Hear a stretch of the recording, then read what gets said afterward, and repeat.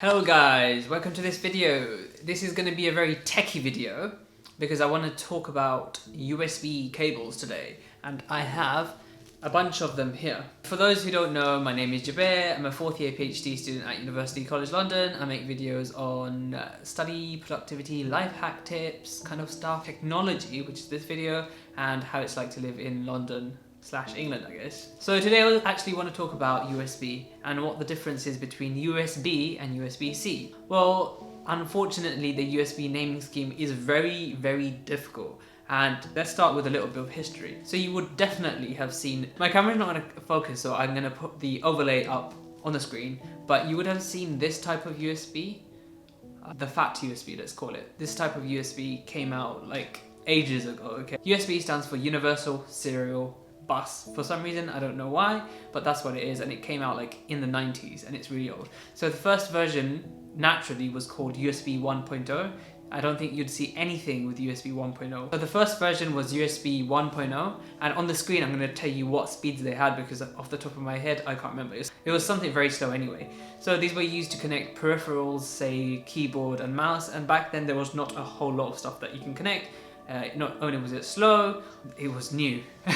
Essentially then, I think there were a few more versions, and then came USB 2.0, which is one that you see here. Now this is probably the USB type that we know and come to love and is the most common. If you had had an iPhone, anything apart from the last 2 years, you would have got one of these. You would have these USB Type A ports, and basically on the other end it would have been the lightning connection, but essentially that's how you charge your iPhone.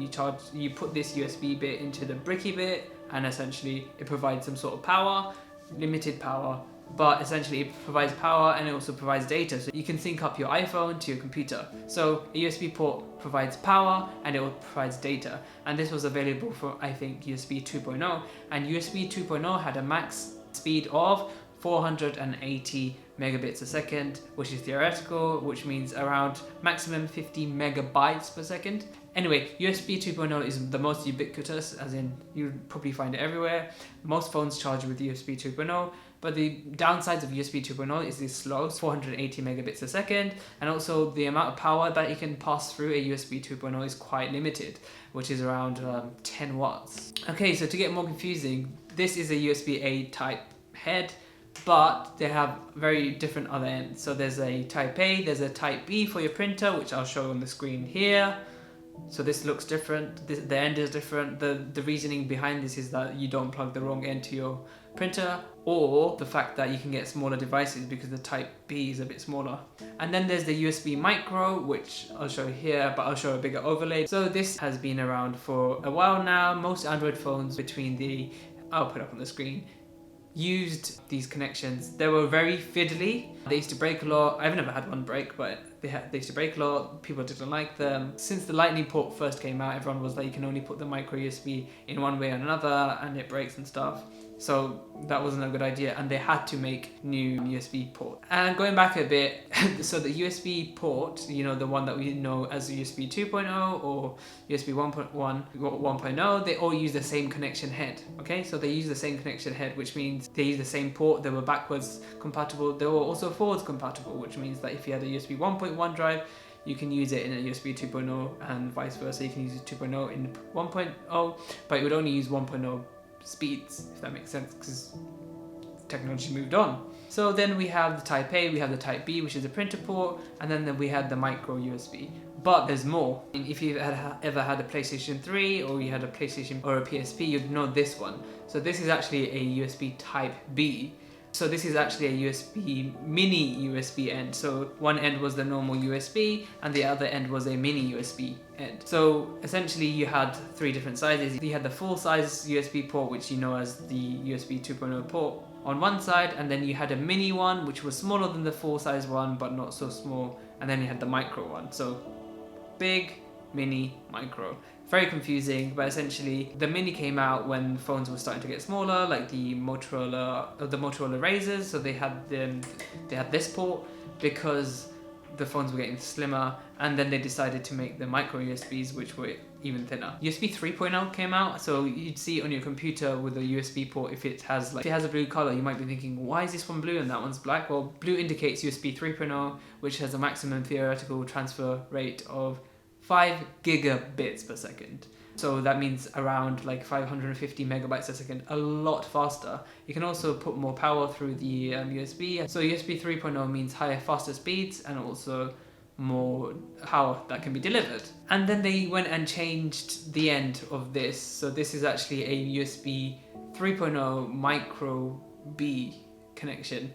And yeah, it looks like a snake tongue. It's got like 2 prongs. So it's actually really weird, because if you wanted to get the full speed of USB 3.0, you'd have to use this, but you could also use your normal one that came with the Android like 5-10 years ago, the micro B, because that would also fit into the port, but you'd be limited by the power and speed of USB 2.0. So it's already very, very confusing. And then it gets more confusing, because now there's USB 3.1, there's USB 3.2, and then there was a bit of back and forth. So essentially USB 3.1 means the same as USB 3.0, which means it's 5 gigabits a second. However, then USB 3.2 came out with 10 gigabits a second. So now they say USB 3.1 Gen 1 and then Gen 2. But essentially just look for the gigabits a second, okay? 5 gigabits a second means 5 gigabits a second, and 10 gigabits a second means 10 gigabits a second. I know this is very confusing, but it's just the way it is. Now we have what we call USB.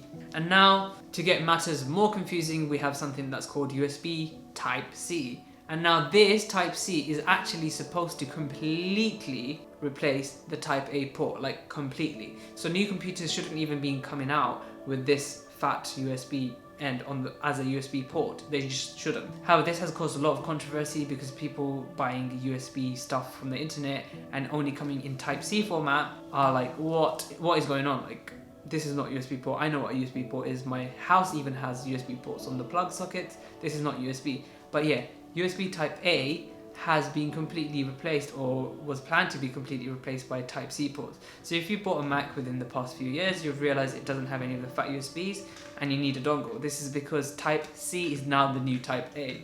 And there are many reasons for this. I can give you 3. So the first one is that Type-C ports are reversible, which means it doesn't matter which way you plug it in. Remember the old USB ports, and you plug it in one way, it didn't fit in, you plug it in the other way, it didn't fit in, and then you had to initially plug it in the way you first put it in, and then it fit in. So Type-C is the port that actually fits in both ways, so it's reversible. The second is it's much slimmer, so meaning that new phones by EU law all have to have Type-C ports, apart from Apple, which still uses Lightning, but soon enough it would have to be using Type-C ports. So we use the same charger essentially for all things. However, there are so many complications, because we'll get to that in a bit, but the third point is the fact that Type-C allows a lot more power. So it allows this thing called power delivery, which allows up to 100 watts just through a cable. And now let's talk about the confusion of USB Type-C. Throw all that away. So the confusion with USB Type-C is that you can have the port that looks like USB Type-C, but it can be wired for USB 2.0, which means, of course, not more than 10 watts of power, and also not more than